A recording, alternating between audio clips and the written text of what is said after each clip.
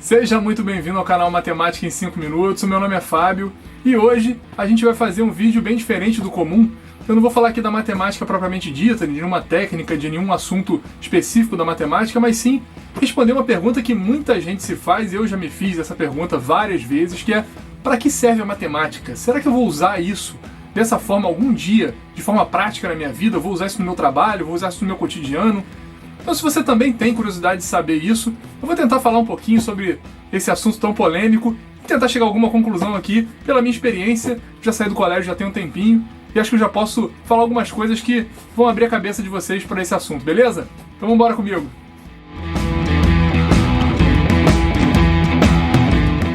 Bom, então vamos lá começar do início, né? Existem sim alguns assuntos da matemática que a gente tem uma aplicação bem prática no dia a dia, né?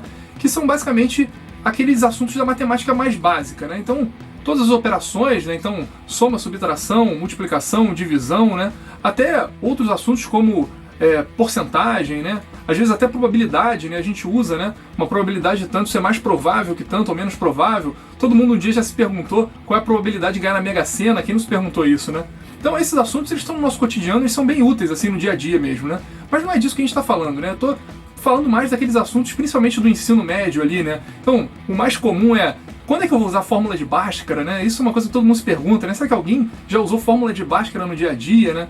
É disso que a gente vai se ater aqui, tá bom, pessoal?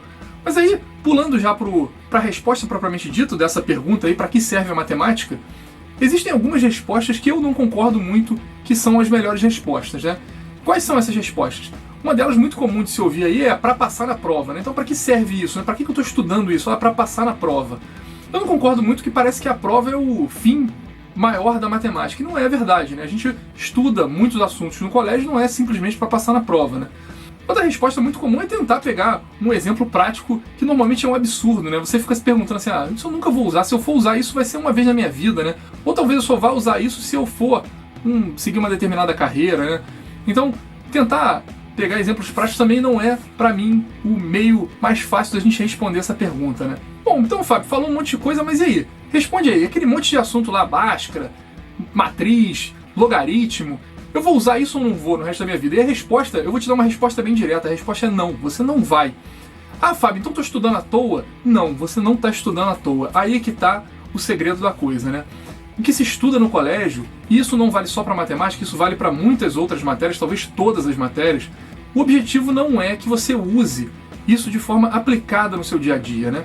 O colégio ele tem muito mais o objetivo de exercitar a sua mente, né? E desenvolver você como um potencial profissional para o futuro. Mas primeiro, você tem que fazer os exercícios básicos, você tem que chegar num nível mínimo para poder sim você começar a estudar uma carreira e aí sim ser mais direto ao ponto, estudar uma coisa mais específica e mais técnica que você vai usar no seu dia a dia, tá bom? Vou fazer uma analogia aqui para tentar te explicar um pouco melhor o que eu quero dizer, tá? Imagina lá um jogador de futebol, por exemplo, né? Um atacante aí do seu time. Imagina que a rotina dele é cheia de outras coisas que não são meramente jogar futebol ou treinar alguma tática, alguma técnica específica, né? Ele provavelmente faz exercícios de musculação, ele faz exercícios cardiorrespiratórios, ele faz muitas outras coisas, né? E para que servem essas outras coisas? Não serve para nada? Não. Aquilo ali é uma preparação do corpo dele para poder capacitar ele a desenvolver uma determinada técnica ou uma determinada capacidade ali que vai facilitar o desempenho dele naquilo que ele efetivamente tem que fazer, né? Então, no caso do atacante, é muito provavelmente fazer gol, ou se posicionar melhor, ou ser mais rápido. Enfim, uma série de outras coisas que aí sim é mais específico, né? Então o que a gente faz no colégio, na verdade, é exatamente o equivalente a isso, né?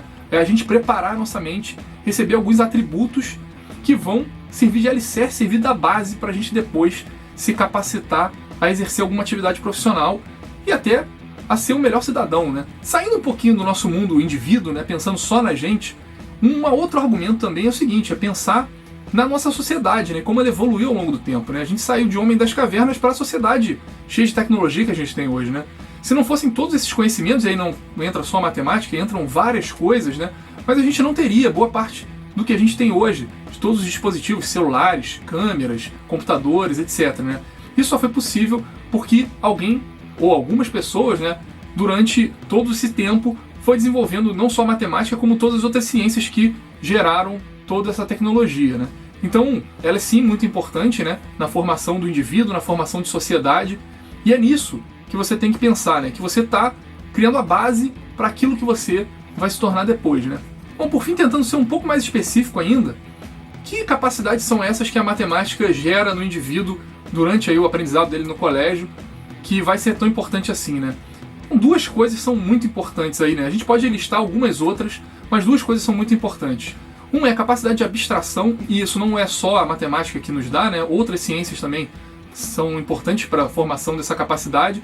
A capacidade de abstração basicamente é você saber, a partir de um modelo, transpor aquilo para a realidade, você fazer essa ponte, né? Então você criar, a partir de coisas simples, você extrapolar aquilo para uma realidade qualquer e você saber pensar e transitar entre essas duas coisas, né? Isso é a capacidade de abstração, isso é muito importante. Então é mais ou menos como se você construísse uma maquete mental de um problema simples e você pudesse transpor aquela maquete, aquele modelo, para uma realidade, né?